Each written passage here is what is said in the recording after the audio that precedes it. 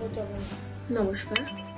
আজকে জবা গাছ নিয়ে একটা টিপস দেবো। জবা গাছ আমাদের পুজোর ক্ষেত্রে তো ভালো কাজই করে। মা কালীর অত্যন্ত প্রিয় গাছ, প্রিয় ফুল, প্লাস আপনার বজরংবলির অত্যন্ত প্রিয় ফুল জবা ফুল। তো সেক্ষেত্রে যদি আপনি জবা গাছটা আপনার বাড়ির তে রাখেন, তাহলে বাড়ির থেকে যেমন নেতিবাচক পজিটিভ ভাইবস দেবে, নেতিবাচক ভাইবসগুলো আপনার নিয়ে নিচ্ছে, তেমনি যদি আপনার সূর্যের দোষ থাকে না, তাহলে আপনার বাড়ির পূর্ব দিকে জবা গাছ লাগান। সেক্ষেত্রে সূর্যের দোষ অনেকখানি কাটিয়ে দেয়। আর আপনার